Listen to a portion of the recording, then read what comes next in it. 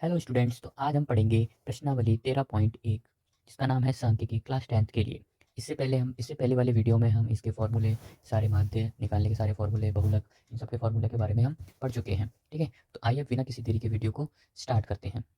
जैसे कि सवाल हम पढ़ लेते हैं कि सबसे पहले क्या दे रखा है कि सबसे पहले दे रखा है कि विद्यार्थी के एक समूह द्वारा अपने पर्यावरण सचेतन अभियान के अंतर्गत एक सर्वेक्षण किया गया है, जिसमें उन्होंने एक मोहल्ले में 20 घरों में लगे हुए पौधे से संबंधित निम्नलिखित आंकड़े एकत्रित किए हैं और प्रति घर माध्य पौधों की संख्या ज्ञात कीजिए। ये ऐसा हमें सवाल में दे रखा है। और जैसे कि सवाल में पौधों की संख्या और घरों की संख्या दे रखी है। घरों की पौधों की संख्या किस कैसे अंतराल में दे रखी है? 0 से 2, 2 से 4, 4 से 6, 6 से 8, 8 से 10, 10 से 12, 12 से 14। और संख्या है 1, 2, 1, 5, 6, 2, 3। हमें क्या निकालना है?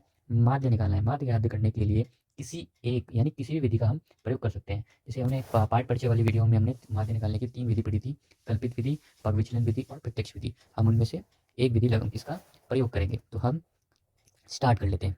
हल लिखते हैं। सबसे पहले हमें दे रखे हैं पौधों की संख्या, तो हम इससे क्या बना लेते हैं? एक सारणी बना लेते हैं अपनी खुद की। ठीक है, सबसे पहले हम लिखेंगे पौधों की संख्या। पौधों की संख्या लिख लेते हैं। ठीक है, पौधों की संख्या अंतराल दे रखा है पौधों की संख्या का, तो लिख लेते हैं हम 0 से 2, 2 से 4 और 4 से 6 और 6 से 8, 8 से 10, 10 से 12 और 12 से 14। ठीक है, आगे यहाँ भी लिख लेते हैं। ठीक है, आगे लिख लेते हैं क्या दे रखी है हमें? घरों की संख्या। घरों की संख्या लिख लेते हैं। घरों की संख्या, घरों की संख्या, इसके भी मान लिख लेते हैं हम। इसके मान क्या क्या दे रखे हैं हमें? इसके मान दे रखे हैं 1, इसके मान दूसरे में 2, फिर तीसरे में 1, 5, 6, 2 और 3। अब हमने क्या किया? सारणी को ऐसे बना लिया। अब हम सबसे पहले क्या निकालेंगे? सबसे पहले हम निकालेंगे इसका एक्स आई एफ आई। पहले हम क्या लिख लेते हैं? इसका फॉर्मूला लिख लेते हैं, क्योंकि फॉर्मूले से हमें पता चलेगा कि हमें किस किस चीज़ की ज़रूरत है। सबसे फॉर्मूला क्या होता है? कौन सा? माध्य निकालने का फॉर्मूला कौन सा लगा रहे हैं हम? प्रत्यक्ष विधि। तो प्रत्यक्ष विधि में क्या होता है? सिग्मा एफ आई एक्स आई बटे में सिग्मा एफ आई। ठीक है, अब हमें पता चल जाएगा क्या क्या चीज़ें हमें निकालनी है। तो सबसे पहले हमें क्या निकालना पड़ेगा? यहाँ पे एक्स आई निकालना पड़ेगा। तो एक्स आई कैसे निकाला जाता है? एक्स आई निकाला जाता है वर्ग अंतराल में से ऊपरी वर्ग सीमा और निचली वर्ग सीमा को जोड़कर 2 से भाग लगा दो। तो हम स्टार्ट कर लेते हैं। ठीक है, क्या निकालेंगे हम? वर्ग चिन्ह। जैसे कि मैंने तुमको बताया भी था कि वर्ग चिन्ह बोला जाता है। ठीक है, वर्ग चिन्ह बोलते हैं। वर्ग चिन्ह यानी एक्स आई।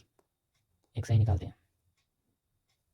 एक्स आई निकालते हैं। चलो, एक्स आई कैसे निकालेंगे? तो ऊपरी वर्ग सीमा कैसे निकालेंगे? ऊपरी वर्ग सीमा, ऊपरी वर्ग सीमा यहाँ पे क्या है? ऊपरी वर्ग सीमा ले लेते हैं। ऊपरी वर्ग सीमा यहाँ पे ये है। ठीक है, ऊपरी वर्ग सीमा यानी कैसे लिख लिख लेते हैं एक बार। ऊपरी वर्ग सीमा 0 + 2 बटे में 2। तो जोड़ने पर कितना आया मेरे पास? 2 बटे में 2, यानी ऊपरी वर्ग सीमा निचली वर्ग सीमा को जोड़ दिया तो कितना आया मेरे पास? 1 आया। कितना आया मेरे पास? 1 आया। तो 1 को कहाँ लिखा जाएगा? एक्स आई की पहली वैल्यू के लिए यहाँ पे क्या आएगा? 1 आएगा। और उसके बाद ऐसे ही दोबारा हम कर लेते हैं। दोबारा क्या हो जाएगा? दोबारा 2 + 4 को जोड़ेंगे और 2 से भाग लगाएंगे। कितना हो जाएगा? 6 हो जाएगा।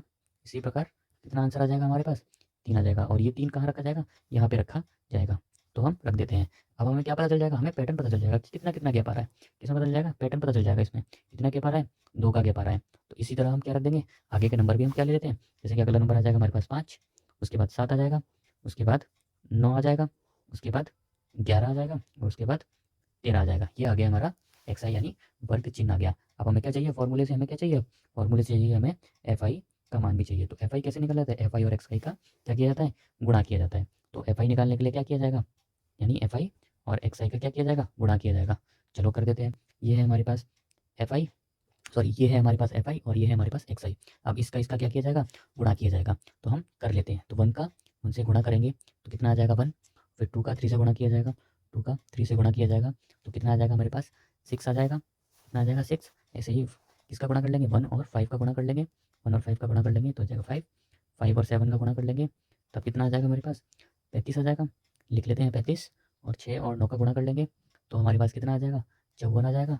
फिर 2 और 11 का गुणा कर लेंगे तो हमारे पास कितना आ जाएगा? 22 आ जाएगा। 13 और 3 का गुणा कर लेंगे तो कितना आ जाएगा मेरे पास? 39 आ जाएगा। अब मुझे क्या चाहिए रहता है? फॉर्मूले से हमें क्या चाहिए? फॉर्मूले से चाहिए हमें एफ आई एक्स आई। तो लिख लेते हैं यहाँ पे हमें फॉर्मूले से क्या चाहिए?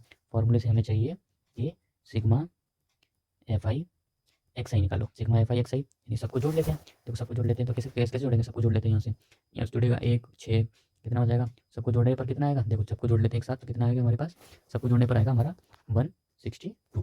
ठीक है, क्या आ गया हमारे पास ये 162 एफ आई एक्स आई का मान आ गया, एफ आई एक्स आई का क्या आ गया हमारे पास, मान आ गया। ये लो हमारा काम हो गया। अब हमें क्या चाहिए, सिग्मा एफ आई चाहिए।